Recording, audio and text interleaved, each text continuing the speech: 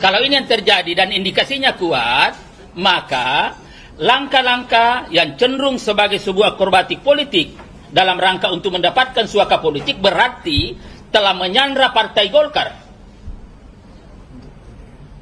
Telah menyandra Partai Golkar. Nah, kalau telah menyandra Partai Golkar, maka jangan pernah kita berpikir bahwa Partai Golkar akan produktif menghadapi pemilu tahun 2024 yang akan datang. Nah, tetapi tidak lama setelah itu ada pertemuan di Bali. Nah, di Bali mestinya kalau memang mau konsisten terhadap kesepahaman yang dibicarakan dalam pertemuan dengan Mbak Puan, itu kan mestinya secara khusus untuk mengkomunikasikan kepada DPD 1 yang pada waktu itu dihadiri 37 ketua dan satu diantaranya itu adalah diwakili. Ya, sehingga bahwa 38 betul, 38 DPD tetapi diwakili ketuanya. Nah, saudara sekalian, ternyata di dalam forum itu berkembang lagi aspirasi-aspirasi lain. Sehingga kita lihat bahwa ada pernyataan ya beberapa ketua DPD 1 ya pada waktu itu yang juga menyampaikan aspirasi dukungan kepada ya dan untuk bekerja sama dengan Partai Gerindra. Nah, ini kan sesuatu yang menurut pandangan saya ini adalah sebuah akrobatik politik. Kalau ingin garis lurus, mestinya kan apa yang dibicarakan bersama dengan Mbak Puan itu dimatangkan di sana sebagai masukan kepada tim teknis. Tapi kan ini tidak, malah ada pernyataan-pernyataan lain. Nah, itu yang saya katakan untuk menggambarkan langkah-langkah ini, itu istilah mungkin yang paling mendekati dengan realitas sosial yang ada itu adalah akrobatik politik. Nah, ini yang kita soroti. Nah, saudara sekalian, kalau ini dimaknai sebuah akrobatik politik, ini sangat disayangkan karena pasti ini akan mengganggu keharmonisan komunikasi politik untuk produktif. Jadi ini mengganggu keharmonisan. Ya, keharmonisan artinya teman-teman dari PDIP yang pada waktu itu Mbak Puan yang sama-sama datang dan dengan tulus tentunya ini betul-betul ada suasana kebatinan yang terbangun, ada komunikasi harmonis yang lebih produktif lagi. Ternyata di Bali seperti itu. Maka diakui atau tidak diakui, yang tadinya punya niat baik, ini bisa saja ada semacam dalam tanda kutip kekecewaan politik. Ya, ada kekecewaan politik. Kenapa? Karena ini pasti ada penilaian bahwa ini Golkar akrobatik apa lagi yang dimainkan. Itu tidak konsisten. Ini kan berarti tidak garis lurus. Nah, oleh karena itu, terus terang saja sebagai orang yang malah menintang di Partai Golkar, saya bertanya selanjutnya, kalau ini ada indikasi akrobatik politik, akrobatik untuk apa? Apakah betul langkah-langkah politik yang dilakukan itu ada dalam rangka untuk membentuk sebuah koalisi politik ke depan, baik untuk menghadapi Pilpres maupun untuk menghadapi yang lain? Ya, apakah ini koalisi politik yang dimasukkan atau hanya sekedar kiri kanan lalu yang diinginkan sebenarnya di balai itu adalah suaka politik? Nah, kalau koalisi politik berarti institusi yang main. Tetapi kalau bicara tentang suaka politik berarti bagaimana masalah mungkin, nah ini ya mungkin saja kalau suaka politik itu ada keterkaitan dengan masalah-masalah yang dihadapi oleh ketua umum. Ya baik di kejaksaan maupun di KPK.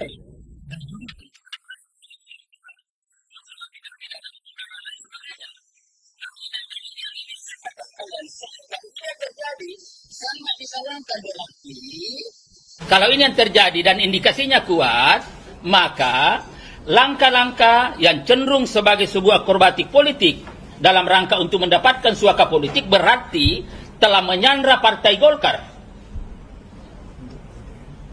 Telah menyandra Partai Golkar. Nah, kalau telah menyandra Partai Golkar, maka jangan pernah kita berpikir bahwa Partai Golkar akan produktif menghadapi pemilu tahun 2024 yang akan datang.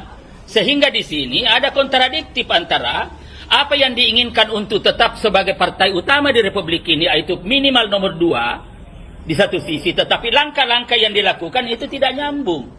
Hanya akrobatik politik, ya indikasi suaka politik, bukan koalisi, dan karena itu telah menyandra Partai Golkar. Kalau Golkar tersandra, berarti tidak lagi secara bebas melakukan kegiatan-kegiatan dan program-program politik untuk dapat memberikan kontribusi terhadap pemenangan partai ke depan.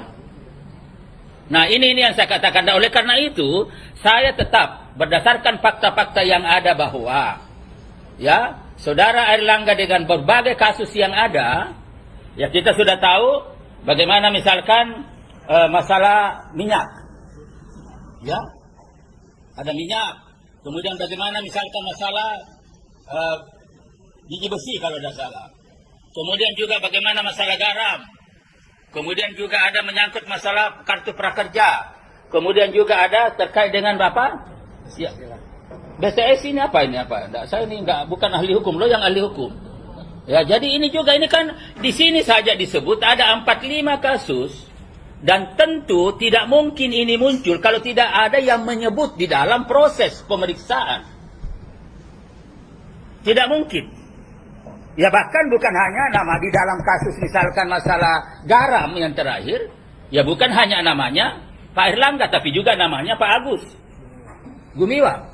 Nah ini kan semua. Nah kalau misalkan ini kita biarkan begitu, ya biarkan begitu, maka ini jelas-jelas tidak lagi cukup untuk melakukan suatu langkah-langkah untuk mengatasi dalam jangka waktu 8 bulan ke depan.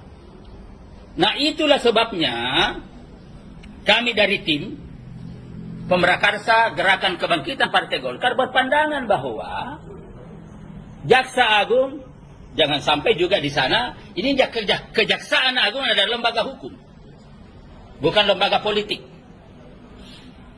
Artinya adalah bahwa di situ adalah untuk menyelesaikan masalah hukum.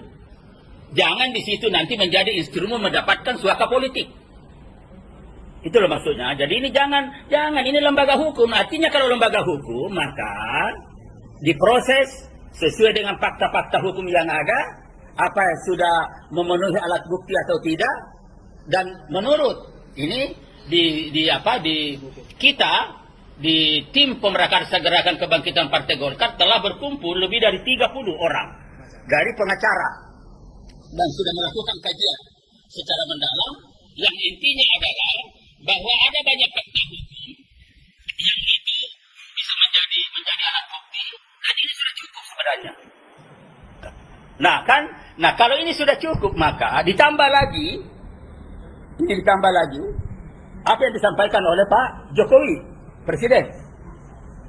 Kata beliau adalah bahwa apabila ada anggota kabinet saya, kata Pak Jokowi, yang tersangkut hukum, lalu kemudian dipanggil oleh penegak hukum, apakah itu kepolisian, apakah itu kejaksaan, atau KPK, maka harus hadir, harus memenuhi.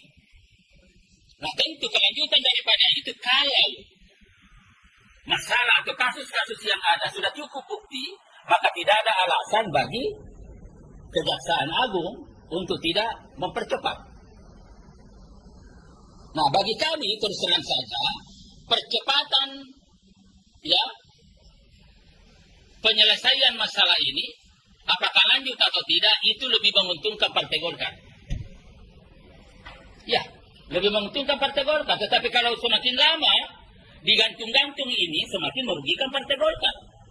Dan itulah sebabnya saya katakan, berdasarkan list kasus-kasus yang terkait dengan nama Ketua Umum DPP Partai Golkar, Saudara Airlangga Hartarto, yang diduga ada keterlibatan, maka ini telah menjadi beban berat bagi Partai Golkar.